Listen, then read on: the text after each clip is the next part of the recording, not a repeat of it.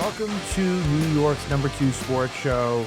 Rangers lose, final score 4-1 to the Anaheim Ducks. I was actually at this game, so this was the first game I've attended at Madison Square Garden this year. The first game I went to was in Toronto, where the Rangers lost 2-1 in overtime. This one, somewhat similar in the sense that it was a low-event game, as most Ranger games are. And, of course, this was the return of Chris Kreider and Jacob Trouba, so both of them got their own tribute videos, and, in the case of Kreider, a much longer one, as it should have been compared to Trouba. It was the first stoppage for Kreider, and then after the second stoppage, they did one for Trouba. And, yeah, I mean, in the case of, both, went sort of, a lot of times you'll see them just kind of stay at the bench and just kind of wave, but in the case of Kreider, it was pretty extensive. I don't know, it felt like it was probably about a minute and a half to maybe 2 minutes of, length. And so, he basically went out to center ice and, basically, thanked the crowd and this and that. But as far as the game itself, really, as far as Kreider really didn't factor in much at all in this game. Trouba a little bit, for positive and for negative. But the big story going into this game, kind of out of nowhere, Mika Zibanejad was scratched due to, missing a team meeting. Now, which I guess occurred this morning. I have to believe that this wasn't the first time this happened. And so if it somehow only was the first time, then to me, I don't totally agree with that decision, but I actually do like the idea of, hey, let's hold people accountable. Doesn't matter who you are, veteran, as far as how long you've been on the team. Zibanejad is the longest tenured player on the team. I certainly wouldn't have expected him to be the one to kind of have this violation. And the ironic thing is, like, on the road to the Winter Class at the first episode, they kind of talked to Zibanejad. I think he's like one of the few people that lives in the city on the team. And they just discussed, I think the commute to go into the training facility and things like that. And here it is. And it's also, the crazy thing is, he's known for being best friends with Kreider. And, it's just, you can't really make it up. Where, again, Zibanejad has not missed much time, since he's been a Ranger. The first year he was Ranger, he got hurt. Other than that, he's been relatively healthy and typically plays almost all the games in the course of a season. So it tells me that it wasn't the first time. Sullivan was asked that point blank after the game, and he declined to kind of confirm or deny that. But again, if it was just this one time, I really believe that that they wouldn't have done this. You have to think that it's been something that he was warned, and it happened again. And, they said he's going to be in next game, which is, tomorrow night against Vancouver.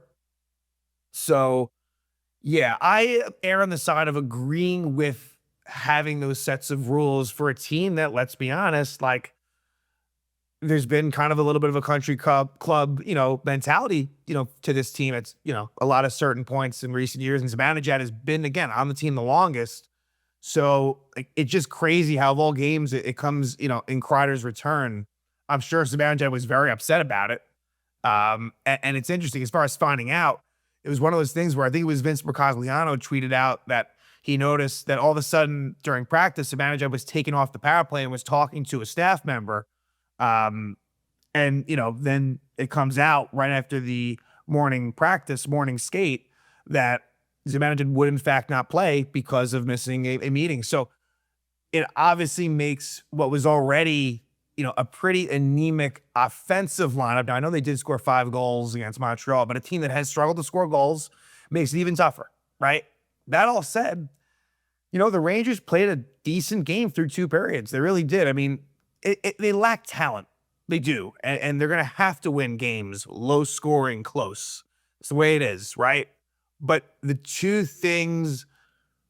or 3 things, I guess, that really stand out in why they lost. And I'll go kind of in order and give a little sort of condensed version of what I will eventually talk about more in detail, is the 5-forward unit, which they give up a shortened goal. Now, 5-on-3, essentially, they essentially gave up a 5-on-3 shorthanded goal. Technically, it was 5-on-4, but it began at 5-on-3. And for that situation, I guess I can understand a 5-on-3 going with 5 forwards more so than 5-on-4. So the point here is a little, it doesn't hit the mark so much, but I still think the general point exists. I think the Rangers are like, I think the stat might have been maybe 0 for 21 and have allowed 2 shorthanded goals again. It was very similar to Chicago, where a defenseman was the one who scored the shorthanded goal in the second period to break the scoreless tie. I mean, the two goals, because the final score ends up being 4-1, but that's a little misleading because the third goal is an empty net goal, and they actually have another goal after that right at the end. But this was one, and again, my perspective is a little bit different being at the game, but I think I got a pretty good feel for a bunch of different things. And that's a bad goal to give up, right? You go from a 5-on-3 to trailing 1-0. That can't happen. So yeah, the power play's been awful. The penalty kill was actually very good.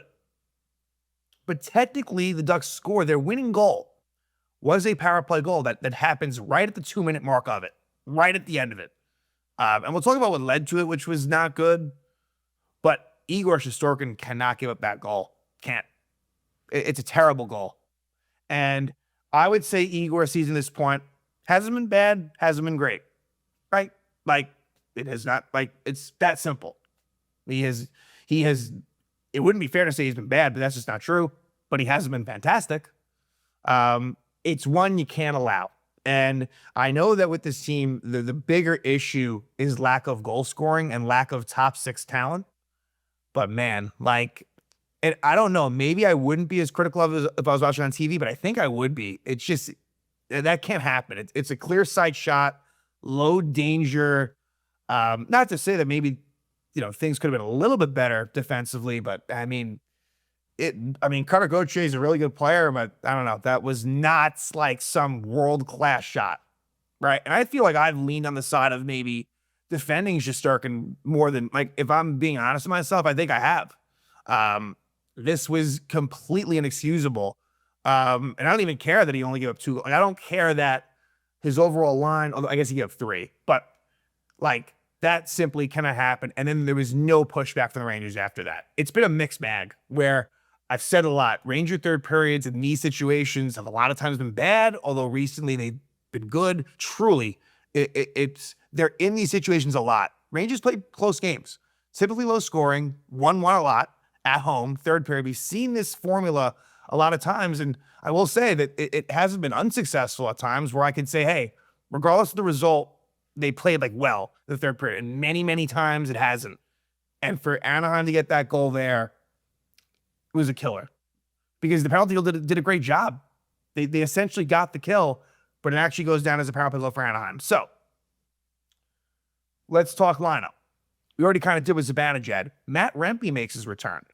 And besides kind of a meaningless shift at the end where he was kind of responsible for that 4th Anaheim goal, I thought he played pretty well, all things considered, for his first game back. He had not played in a while. He got hurt in the fight with Ryan Reeves against the Sharks back in October.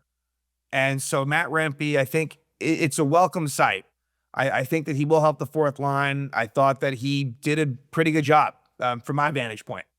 And I know it's not going to make a major difference, but he's someone that, look, if you're on the other side, you can't feel too comfortable, right? I mean, him barreling in there, getting hits, going to the net. I think that it's a good thing that Matt Rempe's back. Now, not that this is a huge deal to me, but he can't fight quite yet. It was confirmed. I think it was the left thumb, broke it in a bunch of different places. It's not fully healed for him to be able to fight yet, but I think he will probably, maybe after the new year. I think he said a few weeks that it would take, but look, Mike, more importantly for me, it's about, just how he plays 5-on-5 and not so much the fighting, but Rempe was on the 4th line with Carrick and Radish, so Hamelosh was actually a healthy scratch, and it makes you wonder, like, will he be kind of part of a rotation, or could this be a precursor to him being sent down? I don't know. After this game, quick turnaround against Vancouver, he could be back in there. Who knows? Although with Zibanejad coming back, it's going to be a little hard to believe that would happen. The question is, who, because I think Rempe's going to stay in there. So I think Zibanejad, I don't know. I mean, Radish would be a decent guess, I guess, but I can make the case for others as well, right? Brodzinski got reinserted into the lineup. He could come back out. Like, the problem is the Rangers, there's many, many choices for that. Again, it's kind of a revolving door in a lot of ways. So the forward lines were very much different. The defense was the same. Valkonen played again. Scott Morrow was a healthy scratch. And really, like, for me, there isn't much of a difference between Morrow and Valkonen, but I guess if I had to make my preference choice right now while Fox is out, I still think, let me see what Morrow can do. And so, yeah, like, they did go with Valkonen against his former team, the Ducks. Obviously, he was a part of the Trouba trade. And, although Valkonen, again, already spending too much time on this, but I think Valkonen, it's not, I believe he was in there at Anaheim last year. But I digress. But yeah, I would prefer Morrow, but either way, not a huge deal. Truthfully, it's the sixth defenseman right now, and basically take your choice. But as far as the defense was concerned, they were all right. Individually, Matthew Robertson scores, and again, I continue to think that Matthew Robertson's been one of the most impressive defensemen on the Rangers lately. Really, like, standing out in a positive way. Whereas, I continue to say, I feel like Will Borgen has not looked great since he's been back. He hasn't been horrible, but not the player he was before he got hurt. I feel like Carson Soucy's game has slipped. I haven't loved his game lately, and he was someone that was playing well for a while. We know what it is in terms of, Schneider with Gavrikov. It's far from ideal, and you're just trying to make it work until Fox comes back. But yeah, definitely they've been switching some things up as far as the pairs mid-game. Like, going in, it's Gavrikov Schneider, it's Soucy Borgen, and it's Valkonen and Robertson. But Valkonen didn't play much. That's been the case. He played 11 and a half minutes. Borgen actually didn't play that much, although he did take a penalty, which you have to factor in a little bit. But 14.49 for him is a lot less than you're accustomed to. It was a shit ton of Gavrikov, a lot of Schneider. And yeah, and Robertson, is playing a little bit more than he has. As far as the lines go, as Zibanejad out, JT Miller moved to center. So basically, they went back to the Panarin, Trocheck, Lafreniere line, although by the end, Lafreniere moved down. Lafreniere was not, he had an assist in this game, but Lafreniere was not good. That continues to be the case for the most part, except for a couple of random games here and there. Lafreniere is just not playing well at all. And so, yeah, Miller by the end played with Trocheck and Panarin, but at the start, it was Miller centering Cooley and Connor Sherry, and then it was Laba centering Berard and Brodzinski, and like I said, fourth line, Radish, Carrick, Rentby. So, but things moved around. Again, by the end, trying to come back, they did switch some things up, but, to no avail. But Lucas Dostal was in net for Anaheim. I guess Joe Quenneville had the four former Rangers out to start the game together, which is not like they don't play on the same line. I don't think Strome, Vetrano, or Kreider are on the same line. I believe Ryan Strome is actually on the Ducks' fourth line. So is those three with the forwards and then Trouba on the back end. So, yeah. But first period, look, I thought, at the very, very beginning, Anaheim was the better team. But then, things settled down a little bit. And where things kind of turned was Trouba, and we're used to him taking penalties as a Ranger. He trips Lafreniere at 5:14. And I think from there, I thought the Rangers really played a relatively solid first period. They didn't score, and they didn't score in that power play. And it didn't look good either.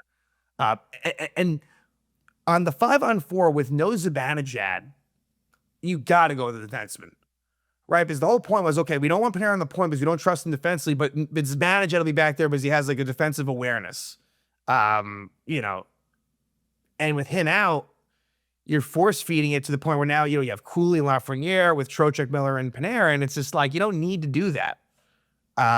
It's not working at all. So again, the Adam Fox injury is really depleting them as far as the power play is concerned specifically.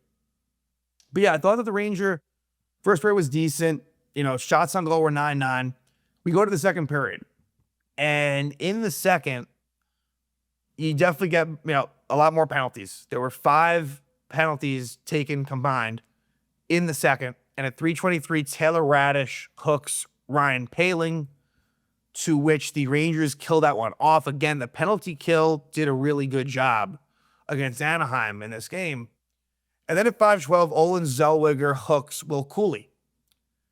Power play did not look good, but then at 6:51, it's 2-1 on the ice for Anaheim. So you have a brief amount of time of a 5-on-3. And I think, actually, you know what? I'll take it back. I think on the 5-on-4, I think Trocheck had a good opportunity that Dostal made a nice save on. So I'm not going to say that completely. There was some good opportunities, a little bit there. But at the 5-on-3, they kind of they go reset with the main 5 forwards, which, again, 5-on-3 makes sense. But the unfortunate thing is Anaheim scores a short of goal, which technically was a 5-on-4, but it really began at a 5-on-3. And it's Jackson Lacombe, the defenseman, scoring his 5th goal of the season, assisted by Poehling and Trouba. And what happens is Trouba is able to clear it away, clear it out of the zone.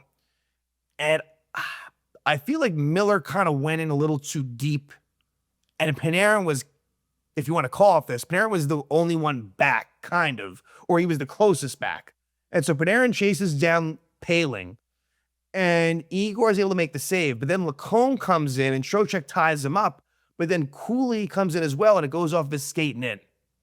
So not a good goal, like just a terrible goal to allow in that situation. And it's another one of those things where, again, for the 5-on-3, I'll back off a little bit, but these are forwards that don't exactly know what they're doing near their own net. It just doesn't look right in general. I mean, you can take the most defensive responsible guy. It just does not look quite right anyway. And we know Panarin's not defensively responsible. And so, yeah, it's just a great job by Jackson Lacombe for Anaheim to force the issue in that situation. You know, because it could have just been Poehling by itself and the play is over. But because Lacombe was able to basically join the play, you know, Cooley eventually, you know, it goes off his skating in past Shesterkin. 1-0 Anaheim. And then the Rangers don't score what was of the remainder of that power play. And then at 12:38, it's another Zellweger penalty. He hooks Johnny Brodzinski. And the Rangers don't score on that power play. However, a little bit after that, at 16:18, Matthew Robertson scores the 2nd goal of the season, assisted by Panarin and Lafreniere. So that was actually Matthew Robertson's first MSG goal. So we saw Laba score his first home goal last game. Here it's Robertson. And originally this was ruled no goal because the official thought that Trocheck might have high-sticked it in, but he never touched it. It went off of the stick of Dostal. So, you know, they huddle up, 30 seconds later, good goal. But yeah, just, you know, a nice sort of passing play where Panarin first goes into the zone, shoots it wide. He retrieves the puck. I guess Lafreniere. No, sorry. I guess Lafreniere must have touched it before Panarin. Right, but it's Robertson from Panarin and Lafreniere. So that's a far away assist from Lafreniere, a fortunate one. But anyway, Panarin is able to kind of get his own rebound, bank it off the boards. Robertson, you know, sort of regains his composure because he was kind of falling down, and he just puts the puck towards the net, and it goes in to tie it up at 1. And then Carson Soucy takes a penalty at 17:25. Bad penalty by Soucy, high 6 pen at Seneke, where he wasn't able to control the puck in the Anaheim zone. It goes past him, and they high 6 Seneke. But the Rangers do a great job. Like, that could have been a backbreaking moment where if the Rangers did allow a goal and it becomes 2-1 at the end of 2, but they didn't. And we go to the third period 1-1. It's like, look, just find a way to get this game to overtime. And at that point, anything can happen. But before Will Borgen takes a penalty, he hooks Leo Cross at 3:51. And I will say, it was a bit of a weak call by, you know, the ref as far as the Borgen hook. Like, yeah, he kind of hooked him, but it wasn't that overly egregious. But it's a bad turnover by Connor Sherry in the neutral zone. Can't do that. Cannot do that. Connor Sherry, the reason why he's supposed to be in the lineup, besides the fact that he's, you know, Mike Sullivan's, you know, nephew-in-law, is the fact that he's supposed to be responsible defensively. And that's a bad play that basically turned things around. But I wish I wasn't even talking about it. And honestly, I don't think I would have even brought it up if they hadn't given up a goal. And it was a great penalty kill. And then all of a sudden, it's a goal for Cutter Gauthier, his 17th goal of the season from Seneke and Zellweger. And it was one where, I'm not going to give JT Blair that much blame. It was a weird situation where I think originally Miller, didn't have a stick, got it at the bench. Then he ends up in the neutral zone, and he's unable to kind of win the battle against, I think, Seneke maybe. Yeah, I think it was Seneke, where Miller is unable to get it. And then Shesterkin makes a nice pass to Gauthier, and Soucy is trying to kind of back off. It was a little bit soft, but it was just a pretty simple wrist shot by Gauthier, and Shesterkin going from left to right just can't stop it. That needs to be stopped, and that was another crusher. Look, you're going to give up goals, but the way you allow them and the way, that it unfolds is important. And another thing here that is unrelated to the in-game situation, of course, Anaheim loses to the Islanders and Devils and then beats the Rangers. I think I brought that up last episode, that it's never a good sign. Forget about the Islander-Devils specific part of it. That doesn't help. But the fact they were coming off of those losses, it's never great. But you got to overcome it. So it's 2-1 Anaheim, and there's just not enough push by the Rangers. They've been resilient lately, so I'm not going to totally kill them. But in this game, the third period just wasn't good. And maybe it could have been decent.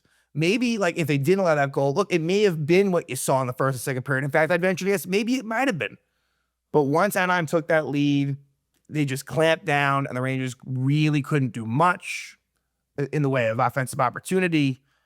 And eventually, they pull the goalie. Igor's pulled. And in 1938, Gauthier scores the second goal of the game, 18th of the season from Karlsson and Killorn. And it was one where Panarin is unable to keep the puck. Killorn steals it from him. Miller kind of, again, pinches, but I get it in that situation. And Gavrikov is the only one back. And it's an easy goal for Gauthier. And then with 3 seconds left, Minchikov scores his third goal of the season from Paley and Ross Johnston. Ross Johnston was trying to fight former Islander. He was trying to fight Rempe, but again, Rempe is unable to fight right now. Earlier in the game, after Rempe had some big hits. But yeah, the fourth line I thought was actually, Rempe specifically, and maybe Carrick to a lesser degree, I thought was pretty effective. But yeah, in this situation, I feel like they kind of took their foot off the gas. And so yeah, Rempe kind of lost his assignment, and Minchikov scores to make it 4-1. So that's the final score. It's an all too familiar, I think, feeling of a game at Madison Square Garden. I know it's been a little bit better lately, but really it's been quite horrible on the whole of the season. So Ranger record drops to 16-14-4. It's not good enough. It's not. Rangers are really in a situation right now where they need wins desperately. This was a big game. They didn't win. And now they face a Vancouver team who just traded Quinn Hughes. They actually just won against the Devils. But the next two games for the Rangers are against two really bad teams. Vancouver has the worst record in the league, right? They're 12-17-3. They have the least amount of points. They have the worst point percentage. Again, weirdly though, they are 8-7-2 on the road. So I think they're kind of like the Rangers in the sense that they're 4-10-1 at home, but actually not half bad on the road. So you got to, I guess, take that into account. But then after that, the Rangers go to St. Louis, which has not been a good place. I can't picture the Rangers having played well in St. Louis in recent years. However, you look at the Blues, the Rangers did beat recently. The Blues have been okay lately, but they have a negative 37 goal differential. That is by far the worst. The second worst is Vancouver at negative 23. So my point here is these are the next two games. I'm sorry. They've got to be wins. Both of them. 4 points. I don't give a shit what the circumstance is. And expect Jonathan Quick in net against Vancouver. That is almost a definite. And then, you'll go back to Igor at St. Louis. And this isn't me even saying that I'm confident they're going to get the 4 points. Like I said, at St. Louis, I feel like has been weirdly a house of horrors lately. I can't quite remember the last time that they won in St. Louis, but maybe there's one that's slipping my mind. But I think generally speaking, it's been tough. And yeah, so we'll see what happens. Rangers beat both of these teams earlier in the year, both close games. They won in Vancouver in, I think, overtime, if memory serves correct. Or maybe not. I don't know. It was a close, low-scoring game, which is kind of what a Ranger game is. And then they won home against St. Louis more recently in a game that was tied going into the third period, and they kind of just hung on at the end. So Rangers, as we've seen, it's no one. I mean, they got killed by Calgary. No one is easy for the Rangers, but I'm just saying, they found ways lately to not. It's been a little bit of time since they've lost 2 consecutive games regulation. I feel like that's been a while since they've done that, right? They've lost multiple games, but ones that they got a point in.